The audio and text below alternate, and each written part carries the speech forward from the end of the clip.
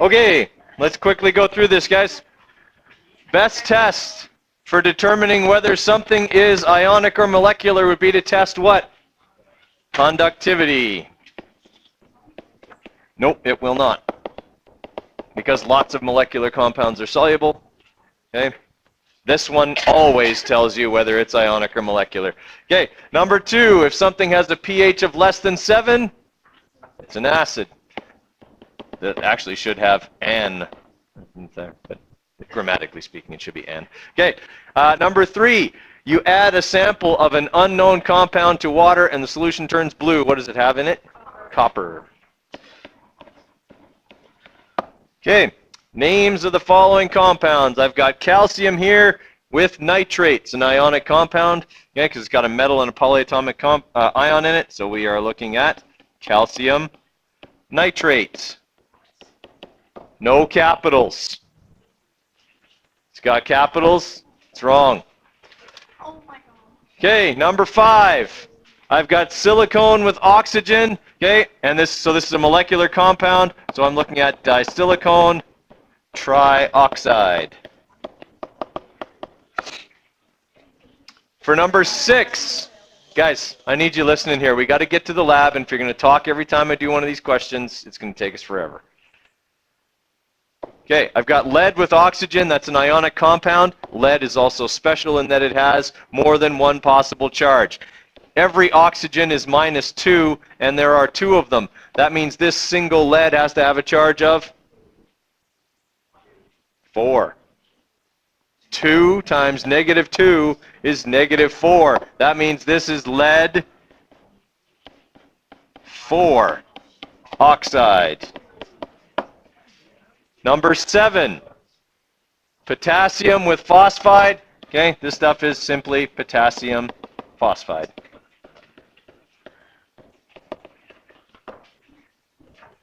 Okay, number 8, right? I got sulfur dichloride, molecular compound. There's 1 sulfur. There's 2 chlorines, SCl2. Magnesium phosphide is an ionic compound, so I'll have to drop and swap. Magnesium is 2+. Phosphide is -3. Okay, so we got Mg3P2. Dropped and swapped.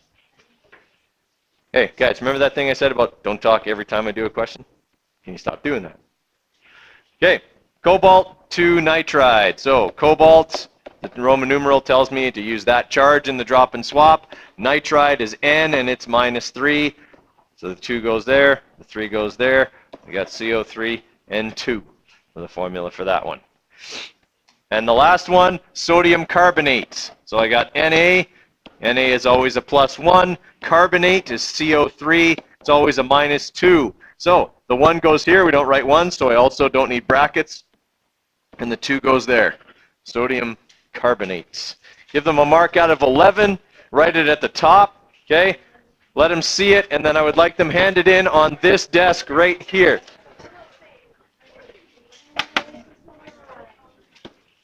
All right, so we're going to be heading across the hall to the lab here right away. When you get into the lab, okay, go directly to a lab station with your group. Open up the drawers. In the drawers are the safety goggles. Please put a pair on. And they must stay in the position where they cover your eyes. I don't care how hard you think it is to see with those goggles on. It is much harder to see after you get acid in your eye. Okay? They are not a forehead protector. They are not a neck protector. They stay over your eyes the entire time. I will not tell you another time about that. If I have to, you will leave the lab. Okay? Second thing, there is no horsing around in my lab. That's dangerous. Someone will get hurt.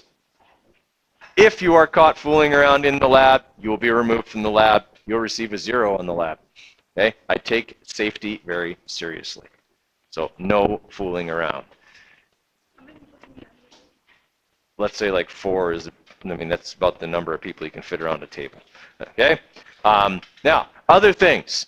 The wash bottles are empty. Okay, I didn't realize that until I got in there just a few minutes ago and was putting out all the materials I had organized. They were full when I made up my lab, but somebody else used them between then and now and didn't refill them. So you'll have to fill your wash bottles with distilled water. You don't have to fill them all the way up. In fact, they work better if they're only about half full. Okay, where do you fill them at? Not from the sink is the answer, okay? Because we need distilled water, not tap water. There's a big kind of like cooler looking deal, okay, sitting next to the sink at the back, okay? That's where you fill from. Just turn the valve open, fill your wash bottle about half full. That's all the water you'll need. That will be for your solubility test.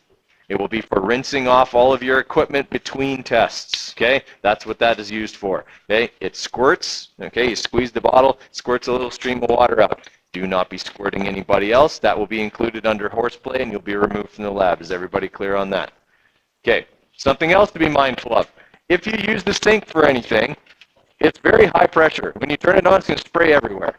All right, so make sure that anything you want preserved and doesn't want to get water on it is not near the sink, okay? Because when you turn it on, it almost always sends a stream of water everywhere, okay? So just be mindful of that as well. Now, the setup of the lab will be as follows. All of the unknown compounds are on the front table, all right? They're in tiny beakers labeled A through J, just like we said they would be the other day. That's where you go to get your sample. It is crucial that you do not take a scoop or an eyedropper from one sample and use it in another because you'll contaminate the samples, right? Each one has its own scoop. If it doesn't have a scoop or an eyedropper in it, wait until the person who has it puts it back in there, okay? Similarly, keep track in your mind of which one you took it from so that we don't mix them up, all right? If you're not sure, you can't remember, just tell me, okay? I'm not going to be that angry. Okay, I won't be angry. I'll just rinse it off, dry it, and we'll put it back in, okay, whichever one is missing. Everybody clear there? Okay. Sample, one of the samples I had to put in solution for you, and it is sample C. Okay, so for your observations, sample C, okay, you might want to write, you're going to want to write this down, okay? For your observations, sample C is a crystalline solid with small, clear white crystals.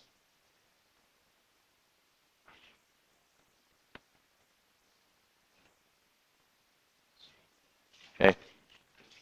Oh, small, clear, whitish crystals. We can't give it to you in that form, but that's what it looks like naturally. It's already dissolved in water for you, and it was very soluble. Okay, it dissolved very easily.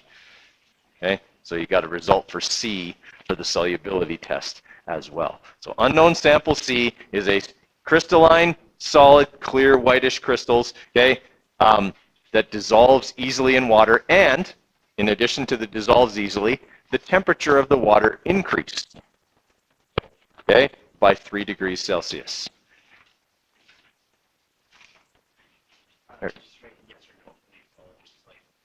Well, and you want to mention the temperature change because that's an important one. Okay. The other stuff that you're going to need, okay, the conductivity testers, the thermometers, pH strips, all that kind of stuff are all on a metal cart at the front of the room. Okay. How many people from your group should be coming to the front to get stuff? One. Otherwise, it's a zoo up there, okay? And somebody gets knocked around and they drop something, okay, and then it's a big mess. All right, so just send one member of your group to do all the collecting of materials. Are there any questions before we go across the hall? All right, when we come, we're going to do the lab. We're going to try and do it as efficiently as possible so that we can come back here and I can give you some advice on the analysis, conclusion, and evaluation. Okay? Carson, questions? Yes, you need a chart for the observations. If you didn't print it off or make one, you better scribble one up right now, okay? Or take a sheet of paper across with you. I think I put them in the third drawer of the drawer unit over there.